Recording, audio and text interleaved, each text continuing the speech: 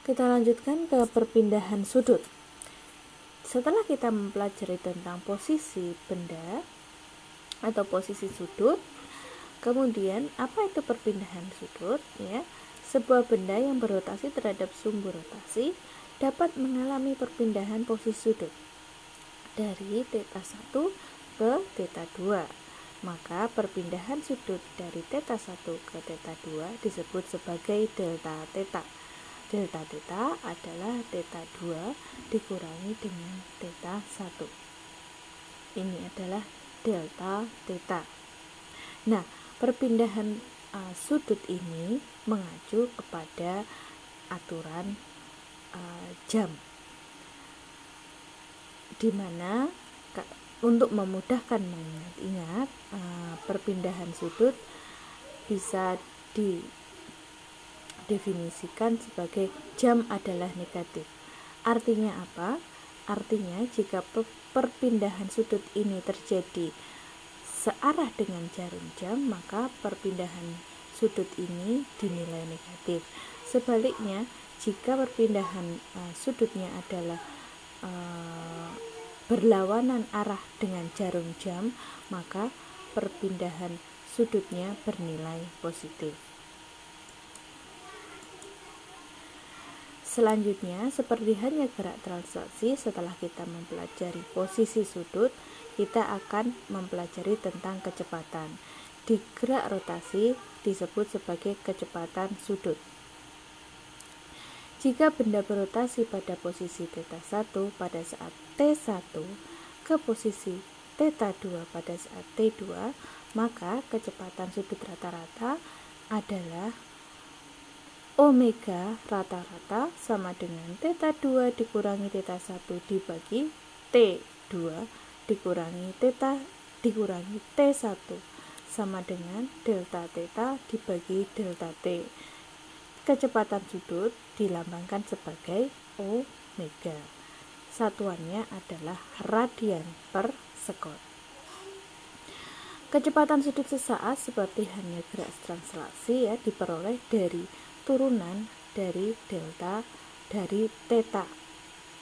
Kecepatan sudut sesaat adalah dθ per dt.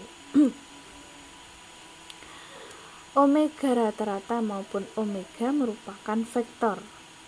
Arah vektor mengikuti kaidah tangan kanan. Kemudian kita juga bisa menghitung mengenai laju sudut atau omega, yaitu besarnya kecepatan sudut benda.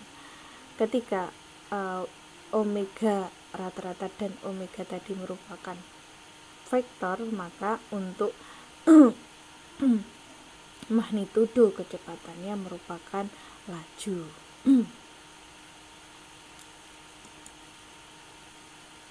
Nah, yang selanjutnya adalah percepatan sudut. Seperti halnya ketika kita mempelajari gerak translasi, di sini kita di gerak rotasi juga mengenal adanya percepatan sudut. Percepatan sudut adalah perubahan dari kecepatan sudut, yaitu dari omega 1 ke omega 2 dalam interval waktu T2 sampai dengan T1 sampai dengan T2 atau delta T sama dengan T2 dikurangi T1. Percepatan sudut rata-rata atau alfa AVG atau alfa rata-rata adalah delta omega dibagi delta T atau omega 2 dikurangi omega 1 dibagi T2 dikurangi T1. Nah, bagaimana dengan percepatan sudut sesaat benda? Percepatan sudut sesaat benda diperoleh dari nilai alfa turunan dari omega atau alfa sama dengan d omega per dt.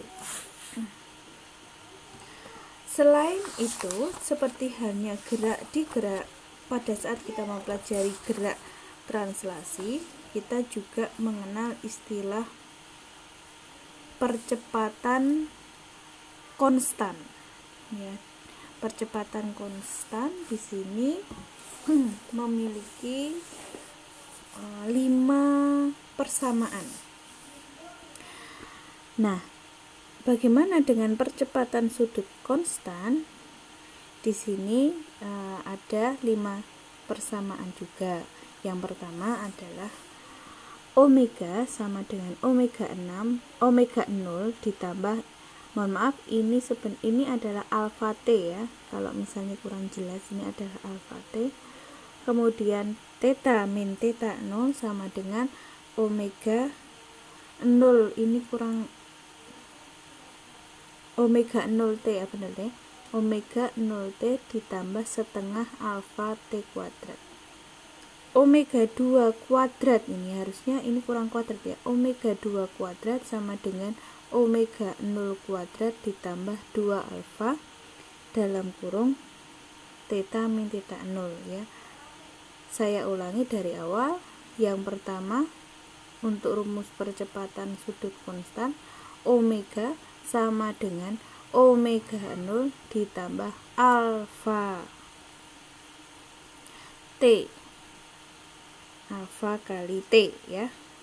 Saya ulangi, omega sama dengan omega 0 ditambah alfa T.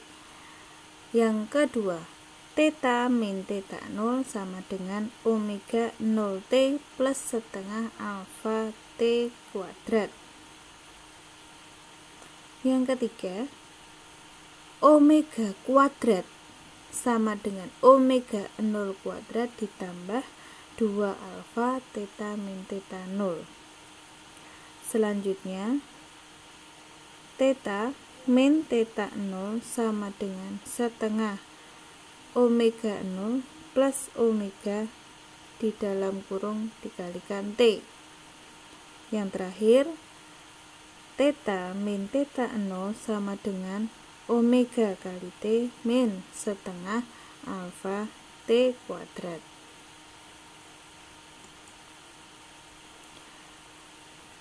Setelah kita mempelajari mengenai posisi sudut, kecepatan sudut, dan percepatan sudut, ternyata rumus-rumus yang kita peroleh ini sangat mirip dengan rumus-rumus yang ada di gerak translasi. Sebenarnya kita bisa menghubungkan antara variabel linier, yaitu variabel yang kita peroleh di gerak translasi, dengan variabel yang ada di gerak rotasi. Sebuah titik dalam benda tegar yang berotasi pada jarak tegak lurus R dari sumbu rotasi bergerak dalam lingkaran dengan jari-jari R. Jika benda berotasi melalui sudut θ, maka S sama dengan θ R, di mana S adalah panjang busur dan θ dalam radian. Yaitu untuk V itu adalah sama dengan omega R, A sama dengan alfa kali R, kemudian AT sama dengan V kuadrat per R atau omega kuadrat per R, dan T periode itu adalah 2πr per V atau 2pi per omega.